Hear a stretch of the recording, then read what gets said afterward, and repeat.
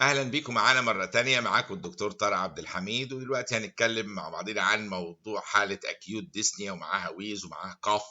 الثلاثي ده مع بعضه ديسنيا ويز وكاف، ايه الاحتمالات بتاعته؟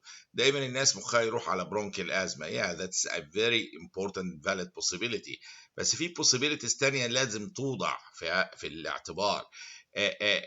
هنا اول حاجه بنحط نعم معكم اللي هو الاكزاسربيشن اوف ازماتيك اتاك، برونكيال ازما اتاك، ودي بتبقى غالبا معاها دي حاجه مؤثره على كل البرونكاي، وايد سبريد ويزس في اللنج، وبتبقى بولي فونيك يعني ما هوش صوت مونوفونيك. يعني مثلا لو في اوبستراكشن لبرونكاس ببرونكوجينيك كارسينوما بتبقى وان برونكاس لوكالايزد ويز، بيبقى صوت ثابت لان حجم التيومر هو فيكسد، وكل مره ساوند ذا سيم، مونو يعني حاجه ذا سيم. لكن بوليفونيك معناه ممكن تلاقي حته فيها الاوبستراكشن اكتر من الثانيه، وحته فيها سكريشنز اكتر، ويختلف الديجري بتاع الاوبستراكشن يزيد، ومن حتت مختلفه ديجريز مختلفه تبص تلاقي متنوع صوت الويز، ويسموه بوليفونيك ويزز. ومعاه بتبقى exacerbations الازمه دي اوفر اورز، جاي من البيت وزاد الموضوع عليه جابوه المستشفى. بنسمع تيبيكالي الويزس اللي هي صوت الصفير بتاع الازمه. مش عارف اصفر بقى معلش، بس هي معروفه الصفاره بتاع الازمه. سايلنت شيست ممكن يبقى في حالاتها لو سيفير. هو الفكره جايه من عدت الاير، هو معدي على نارو تيوب، يعمل صوت الصفاره دي. كويس يا جات المره دي. لو هو في الاوبستراكشن سيفير انف اللي ما بقاش في حركه اير مش هتسمع صوت خالص، يبقى سايلنت شيست، ودي انديكيشن لسيفير ازمه. وقلناها في الشيست، مش معنى ان الويسس اختفت نفرح قوي، لازم العيان كلينيكال يتحسن، الهايبوكسيميا تتحسن عشان نقدر نقول العيان بيتحسن. لكن مش مجرد اختفاء الويز، لان ممكن تختفي عشان هو دخل في سايلنت شيست اللي هي الاوبستراكشن سيفير انف ان ما فيش فلو اساسا للاير عشان يعمل ساوند. يعني تخيلوها لهذه الدرجه. انكزايتي بتبقى جامده عند عيان الازمه، بنشوفه كتير جدا في الاستقبال. التاكيبنيا جامده من الديسنيا، تاكيكارديا من الهايبوكسيا اللي حاصله، بيحصل تاكيكارديا، وتلاقيه بيستخدم الاكسسوري ماسلز بتاع الريسبيريشن عشان يعرف يسحب الاير.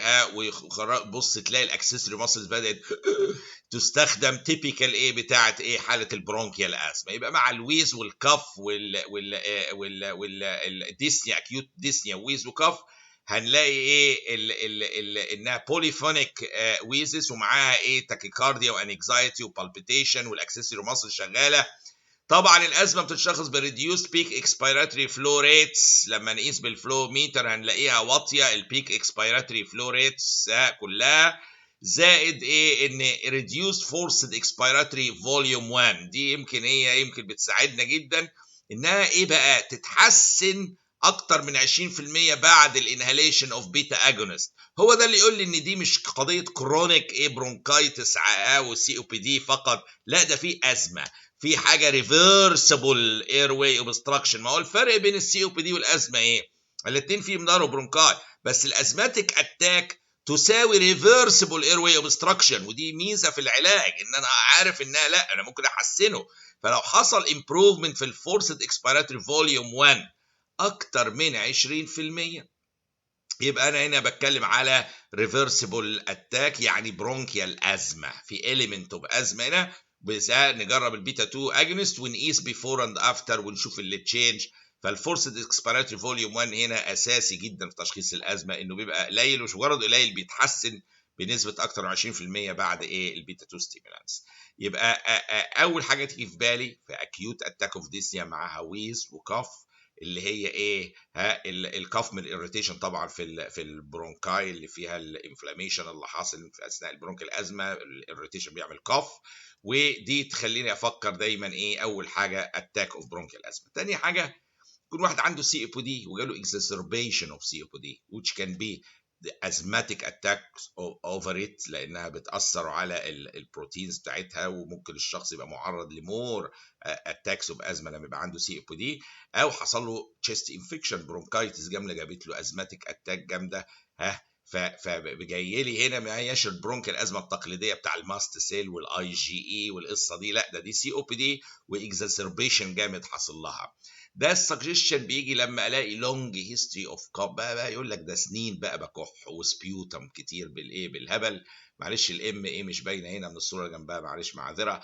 الكاف جامد وسبيوتم ايه ديلي، عمال بكح وبلغم بكح وبلغم ديلي لمده طويله جدا، وفي بروجريس والديسني عماله تزيد عليه، كان بيطلع كذا دور بس ودلوقتي كل مدى لا ده من اول دور بدا ينهج، ومع هيستري انه بيشرب اكتر من 10 باكس ايه في اليوم سجاير ايه مد سنين.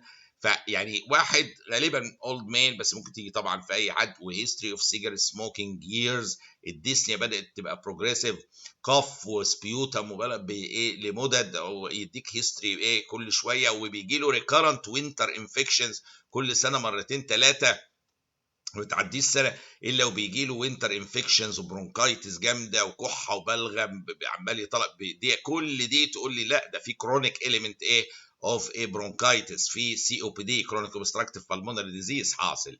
الشيست اكس راي بتبقى راديوليوسنت، لان الفكره في بيحصل حاجه اسمها اير ترابنج في كل حالات الاير واي اوبستراكشن.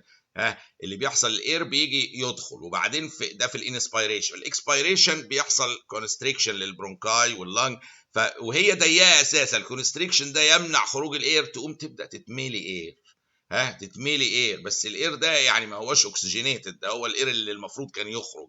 فهي يدخل الاير ويجي يخرج تضيق هي، وهي ضيقه اصلا، تقوم تسدها ما يخرج، يبدا يتملي اير، يحصل هايبر انفليشن ويدي راديولوسنت ايه لانج، لان الاير بيبقى اسود في اللانج، فتلاقي هايبر انفليتد لانجز من عمليه الاير ترابنج. سبايرومتري زي هو فكره الايه الفورسد اكسبيراتوري فوليوم 1 اقل من 80%، ده بدايه الكلام ومن البريدكتد بتاع العيان. والفورسد اكسبيراتوري فوليوم على الفورسد فايتال كاباسيتي ريشيو اقل من ايه 0.7، دي مهمه جدا جدا الريشيو دي في تشخيص ايه حالات السي او بي دي، ان هو الريشيو دي بتقل، معناها التاثير على الفورسد اكسبيراتوري فوليوم 1 بيبقى اكتر من التاثير على الفورسد فايتال كاباسيتي. والشرح هذا الامر ارجعوا ايه للمحاضره بتاع الكلينيكال شيست، يعني مش هنشرحها كلها هنا طبعا.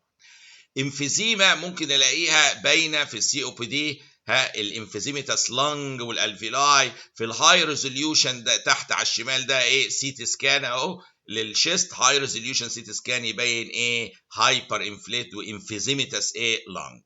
فانا عندي الاكيوت اتاك اوف ديسنيا ومع هويز وكاف، ممكن الريفرسبل بقى ازمه العاديه بتاع الماست سيل والاي جي اي، ودي بالفارس اكسبيراتوري فوليوم 1 بيقل وبيتحسن باكتر من 20% بعد البيتا 2 ستيمولانتس.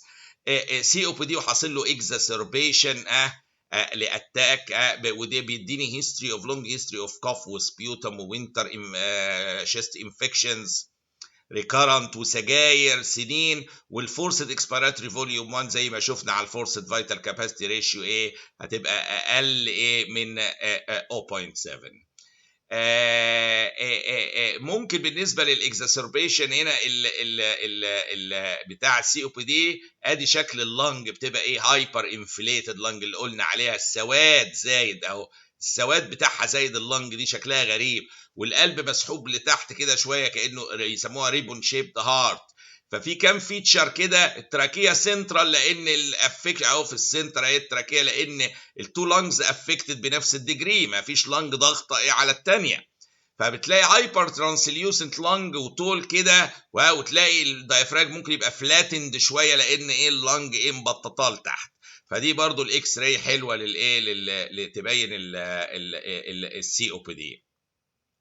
ممكن عيان بيجي له اكيوت اتاك اوف ديسنيا وكف وويز، وهو مش عنده لا برونكيال ازمه ولا عنده سي او بي دي وحصل له اكزاسربيشن، هو بني ادم طبيعي جدا زي جاله اكيوت برونكايتس زي اي واحد فينا.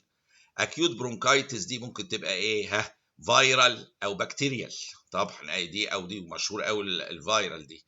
الاونست بتاع الويز بيبقى اوفر حاجه جراديوال كده عقبال ما تلتهب ويحصل افرازات وبتاع، بتلاقي جراديوال بروجريشن، يبدا بشويه اعراض برد كده وبعد شويه يجي له بدايه شيست انفكشن وايه، ويقول لك انا بكح وفي بلغم يا دكتوره او يا دكتوره، تلاقي قيس الحراره لو في برونكايتس محترم، بالذات لو البكتيريا تلاقي او فايرال طبعا هتلاقي فيفر من الاورجانيزم اللي موجود، ميوكوبيوريلانت سبيوتم طالع، وديسنيا مع الاكيوت برونكايتس بداها في سبيوتم وديسنيا.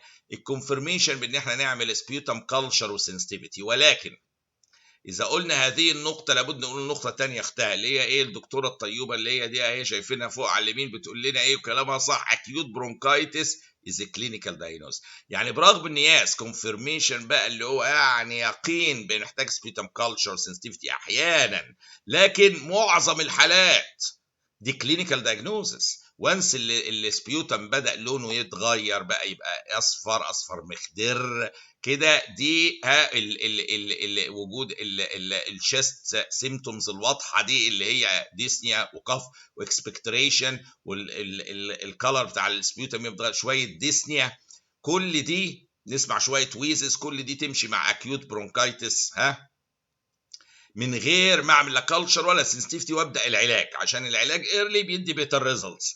فما ينبغيش ان انا عشان اعرف حاجه اسمها كلتشر ان انا لازم كل لا، كلينيكال دايجنوز هو الاساس فيها الاكيوت برونكايتس. في الاكس راي طالما المشكله مش في اللنج بارينكيما دي في البرونكاي فقط، يبقى ما فيش كونسوليديشن، ما فيش نيومونيا. لو حصل كونسوليديشن دخلت في نيومونيا ده ستوري ثانيه. فيبقى نو كونسوليديشن ايه على في الشيست اكس راي نور كلينيكالي. طبعا كلينيكالي لما بسمع الشيست لو في كونسوليديشن هسمع ايه؟ برونكيال بريزنج والاقي دالنس والقصه دي كلها. لكن هنا هوت ايه الموضوع بس في البرونكاي، فما فيش كونسوليديشن اللي هو الفلويد اللي مالي الالفيلاي ده من الافرازات، لا كلها بس جوه البرونكاي. واسمع شويه ويزس عليها. الدايجنوزس كلينيكال مع الفيفر مع الكف مع السبيوتم، واكيوت اتاك ما عندوش هيستوري بقى زي السي او بي دي اللي بقى عمال ينتع سجاير سنين وكحه وبلغم سنين وريسبيراتوري انفكشن 3 مرات في السنه والهيلمان بتاع السي او بي دي ده مش موجود. ايه هنا؟ دي اكيوت اتاك وجت وانتي بايوتكس هتعالجها والعين يبقى زي الفل. اكيوت ليفت فنتريكولار فيلير برضو من الحاجات اللي هي انترستنج جدا هنا.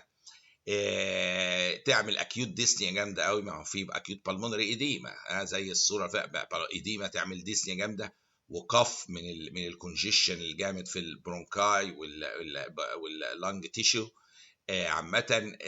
فادي ديسنيا والكف واكسبكتوريشن بيحصل برضه نتيجه ايه؟ الويزس نتيجه الايديما حوالين البرونكيال تري. ممكن ايه؟ التقاء تبص تلاقي الايديما مضيقاها وعامله ايه؟ ويزس. ممكن تلاقي هنا اكيوت ديسنيا ومعاها الويزس من الايديما في البرونكاي، وكاف نتيجه الايه؟ الاريتيشن اللي حاصله والكونجيشن اللي الجامد فيها. فالاكيوت ليفت فنتريكولار فيلير اللي هي اكيوت بالمونري ايديما بتيجي تيبيكالي بالاكيوت ديسنيا والويز والكف التقليديين، وممكن معاها فروثي شويه سبيوتم كده. بتبقى الانس بتاعها ايه؟ اوفر مينتس تو اورز. يجي العيان بديستريس مرعب وديسنيا جامده، بريثلسنس، والعيان بيبقى عنده ديسنيا وديستريس وكلامي بيشنت، يعني في سويتنج جامد، انكزايتي مرعبه. يعني حاجه بتصور انت واحد بيغرق جوه الرئه بفلويد عمال يتجمع في الرئه، حاجه رهيبه. ده العين بيبقى بريثلس يعني ديسنيك وديستريسد جدا من الهايبوكسيميا الفظيعه اللي عنده. سيمباثيتك ستيميوليشن شغال باعلى ليفل من الهايبوكسيا اللي حاصله والستريس اللي حاصل. تلاقيه عمال بعرق جامد قوي، بيعرق كلامي بيشنت، السكين ويت. ممكن نلاقي ديسبليست ايه؟ تابنج ايبكس بيت، لان غالبا سببها ليفت فنتريكولار فيلير. اوكي، فايه اللي حاصل؟ ان هو ممكن نلاقي الايبكس ديسبليست، ما هو في الليفت فنتريكل انلارج، فنلاقي الايبكس ايه؟ مرميه كده بعيد عن السنترال لاين لاترالي، وتابنج ايبكس محسوسه، لان الانقباضات في الهارت فيلير بتدي احساس التابنج ايبكس دي اللي بتخبط كده. وممكن نسمع سيرد هارت ساوند اللي هو بينتج ان الاتريال كونتراكت جامد قوي اجينست ريجيد فنتريكل وحركه الفلويد البلاد في ريجيد فنتريكل دي بتعمل ديستربنس، تعمل ايه؟ سيرد هارت ساوند، او زياده البلاد فلو نتيجه الاسوشيتد مايترال ريجيرش، لانه الليفت فنتريكل بيشد على المايترال فالف يوسعه، يحصل ارتجاع للفلويد ويجي تاني مع النورمال بلاد يبقى دبل فلو اكروس المايترال فالف، يعمل لي ثيرد هارت ساوند. بايلاترال بيزل كراكلز او كريبيتيشنز في البيز بتاع اللنج تبقى ليت، يعني في الاول معدي الاير عادي، وفي الاخر بقى في البلمونري اديما في الالفيلاي تلاقيها البقلله تسمعها في الاخر خالص. فبايلاترال بيزل بالجرافيتيشنال افكت وليت في السماع، لانها مش في البرونكاي، المشكله في الالفيلاي، فالاير بيعدي زي عادي كده اهوت لحد ما يوصل الالفلاس يعمل ايه الكراكلز، فتبقى ايه ليت كريبيتيشنز فاين انسبيراتوري طبعا مع سحبه الهواء. ايه ليت كريبيتيشنز دي او كراكلز هي الفيتشر الرئيسيه بتاعه الايه الاكيوت بالمونري ايديما، فاين بايلاترال بيزل كراكلز. غالبا بيبقى في ساينس معاها بلس، يعني ايه رايت فنتريكولار ايه فيلير اسوشيتد معاها، لان الليفت فيلير بيعمل كونجيشن في اللنج، يحصل بالمونري هايبرتنشن ويرفلكت على الرايت سايد، يحصل كمان رايت فيلير. فبالاضافه للليفت فنتريكولار فيلير، او احنا بنتكلم في ليفت فيلير بس غالبا اسوشيتد معاه اللي بيسموها كونجستيف هارت فيلير، من اللنج كونجيشن، ريفلكس بالمونري فازو كونستريكشن، بالمونري هايبرتنشن، ورايت فنتريكولار هايبرتيف فيلير، فيدخل في كونجستيف هارت فيلير. تلاقي ايديما بقى في اللور ليمز، جرافيتيشنال ايديما، وتندرنس في الليفر، وكونجستد انيك فينز، تيبيكال ايه بتاعه الايه الرايت فيلير، ممكن تحصل ككومبليكيشن للليفت فيلير اللي عامل اكيوت بالمونري ايديما. شيست اكس راي بتلاقي فلافي اوباسيفيكيشنز جريتست حوالين الهايلاند بتاع اللنج اهو، كونجيشن فظيع اهو، والايديما ماليه الدنيا هنا اهو. ده مش منظر لنج طبيعي. شوفوا العين ده لما اتعالج تحت بقى زي الفل، اللي بدات كلاريتي اهي، لسه الحته اللي تحت مش حلوه بس اللي فوق اهي بدات تكلير مع الايه اللوب دايوريتكس والعلاج، بدأ العيان ايه الرئه تنضف ويبدا يتنفس ويدخل الاير، والاير اهو بدا يبان لونه بلاك كومبيرد للحته اللي فوق ده، تشوفوا عامله ازاي. فده قبل العلاج ودي بعد الايه العلاج. فبيبقى فلافي اوباسيفيكيشن وهوريزونتال لينير اوباسيتيز بالذات في البريفري، بايلاترال بلورال افيوجنز من اللنج من الكونجيشن الجامد ده ممكن يعمل بلورال افيوجن، ولارج هارت. يبقى الهارت بيبقى انلارجد، ممكن تلاقي فلافي اكسيديتس اول اوفر اللنج او باسيفيكيشنز كده هو زي الصوره ايه اللي فوق. والحقيقه الصوره دي يعني انا لو احب اشوفها مكبره شويه افضل اشوفها دلوقتي اهي، دي قبل العلاج. شوفوا عامله ازاي فلافي اكسيديتس اول اوفر اللنج بايلاترال، وبالذات حوالين الهايلاند زي الوصف بالملي. الهارت انلارج تيبيكال. هنا الهارت بدا يصغر شويه، لو هنقيسه بدقه تلاقيه صغر شويه، واللنج بقت كلير، دي اهم حاجه الحقيقه اهي. لو نقارن بس حطوا الحته اللي فوق كده بالمنطقه دهيت اللي هي دي، وقارنوا الحته دي اللي فوق اللاين بالحته دي اللي فوق اللاين، وشوفوا الكلاريتي بقت ازاي بعد العلاج هنا اهوت. فطبعا هذه الصوره جميله جدا ما قبل العلاج اكيوت بالمونري ايديما اللي على الشمال، وما بعد العلاج على اليمين الكلاريتي بتاعه اللنج تيشو بدات تبقى زي الفل اهي، والعيان يتنفس، الدنيا تتغير خالص. طبعا هنا بنلاقي ممكن impaired left ventricular function بالايكوكارديوجرام، وده كتير من الحالات بيتعمل لها عشان نشوف ايه السبب في الهارت فيلير بتاع، يقول لك الايكوكارديوجرافي يقول لك ايه في impaired left ventricular function، بتتقاس بتبقى دقيقه جدا، يقدر يقول لك كام في المية كمان موجود. طيب ايه كمان يعمل اكيوت ديسنيا وويز وكاف؟ الانافيلاكسس اللي هو الالرجي المرعبه اللي في البودي كله ده، هي انافيلاكتيك شوك. بتلاقي العيان فيه بريسيبيتنت سواء فود او حاجه معينه، سميل معينه، ودراماتيك اونست، بتبقى اكيوت الرجي وارتكاريا في البودي اوفر مينتس كده بعد الاكسبوجر للالرجين افتر ايه اكسبوجر. العيان بيبقى حاسس امبندنج دوم، حاسس خلاص بيحتضر، يعني ايديما في كل البودي متخيلين، وسخونه، ومع برونكيال ازمه جامده جدا، وايديما في الفيس، وتلاقي فلاشنج من الارجي والميدياتورز اللي طالعه فازو دايلاتيشن، وفلاشنج فازو دايلاتيشن فظيع بيدخله في شوك ساعات انافيلاكتيك شوك، سويتنج جامد قوي من الهايبوكسيا لان في برونكوسبازم معاها، فتلاقي سيمباثيتك ستيميوليشن وسويتنج جامد، فيشيال ايديما زي الصوره اللي على اليمين اهي، حاجه ايه واللبس فيها ايديما، دي كاركترستيك قوي ليها، ارتكاريا في البودي كله والجلد، وورم كلامي اكستريميتيز سويتنج وورم من الفاز دايلاتيشن، وفي سويتنج جامد من الانكزايتي اللي حاصله، تاكيبنيا عشان في برونكوسبازم حاصل زي ما قلنا، ويزس، فهي عشان كده داخله في الويز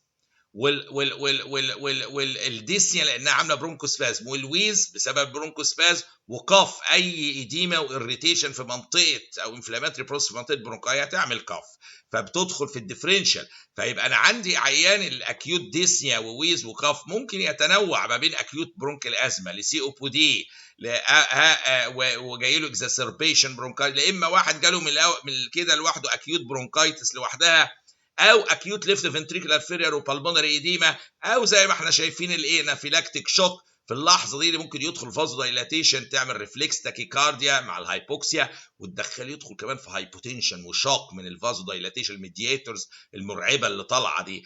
طبعا احنا كونفirmation بالبريسيبيتيشن او البريسيبيتنت ايدنتيفيكيشن، يعني نتعرف بوضوح لان كل ما ياكل اكله سمك مثلا بيجي له دي، او شوكولاته بيجي له دي، خلاص مسكين العيان دي او مسكين هيجي له كل مره، لازم يتمنع من البريسيدنت ده. زائد الحاجه اللي بقى واللي في مثل عربي ما اعرفش انتوا تعرفوه بقى ولا لا، اسمه وقطعت جهيزه قول كل خطيب. يعني واحده كان في تاريخ جابت خبر يقيني هنا الخبر اليقيني اللي يقول لي ان دي حاله انافيلاكسيس، الريسبونس للادرينالين اللي تحت اهي ريسبونس الانتراماسكولار ادرينالين بيبقى دراماتيك، لان هو الانتيدوت بتاع الهيستامين اللي طالع او الميدياتورز، تدي ادرينالين يخف البرونكوسبازم، تتحسن الاديمه، البلاد بريشر يتظبط، تختفي القصه دي كلها. فلدرجه العيانين دول بيمشوهم معاهم حقن ادرينالين صغيره لانها بتيجي اول اوف سادن، ومن حيث لا يحتسب ياكل حاجه يكون فيها البيناتس دي محطوطه فيها وهو مش واخد باله مثلا باودر ولا حاجه، تلاقي الدرين الايه دخل في الاكيوت اتاك اوف ازمه والويز والكف والاديمه في الفيس وهايبوتنشن وسويتنج وانكزايتي، شكلها بينطق. يعني شوف الكيس دي اهي بتنطق قدامنا، ادرينالين ده ابينفرين ملوش حل، هو ده يتاخد immediately. وبنقول انتراماسكولار، انا مش فاضي ادور على وريد، ده ممكن يبقى هو في هايبوتنشن جامد جدا، فانت اسهل حاجه واسرع حاجه في اللحظه دي هتكون اسرعهم انك تدي الحقنه انتراماسكولار على طول. فدي طبعا احد الديفرنشال دايجنوز المشهوره. وزي ما جبنا سيره الجلد نبص عليه دايما في حالات الاكيوت ديسنيا ويز وكاف، ممكن نلاقي ارتكاريا بالمنظر اللي هو دوت في الجلد بتاع العيانه دهيت. فيبقى انا عندي هنا ممكن الاسباب متنوعه جدا للاكيوت ديسنيا ومعها الويز ومع الكاف.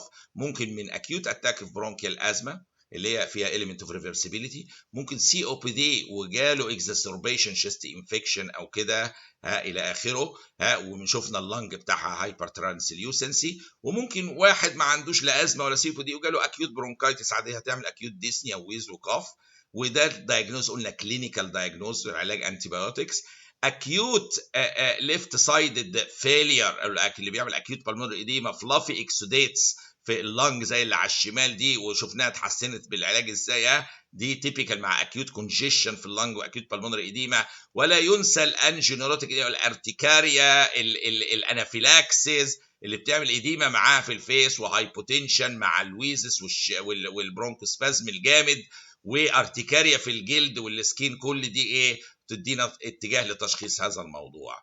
فيبقى انا عندي لما يجي لي عيان باتاك اوف اكيوت ديسنيا وويز وكاف، لازم اضع الاحتمالات المتنوعه، يا ترى دي اتاك اوف ازمه ولا سي او بي دي، واخد هيستوري اوف سيجاريت سموكينج وثلاثه وينتر برونكايتس في السنه، ولا اكيوت برونكايتس عاديه جدا وشويه انتيبيوتيك وخلصنا مش محتاج حتى يعني اتبع معاه في اغلب الاحيان اتس اوكي جاست غير السي او بي دي لازم تتابعه، والازمه تتابعها، اكيوت ليفت فنتريكولار فيلير واكيوت بالمونري ايديما اتس فيري سيريس ايشو، علاجه لازكس. هنا بنتكلم على ستوري ثانيه بقى، واحده بيتا 2 ستيمولانت الازماتيك اتاك، واحده انتيبيوتيك زي الاكيوت برونكايتس والاكزاسربيشن اللي حصل ممكن مع السي او بي دي، واحده بياخد لوب دايوريتكس عشان ننظف الرئه من الووتر دي ونخلي العين يقدر يتحسن، واحده ادرينالين.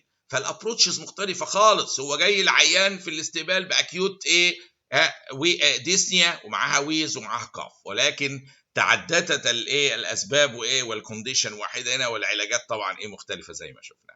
وشكرا جزيلا، والى اللقاء مع موضوع اخر باذن الله. شكرا جزيلا.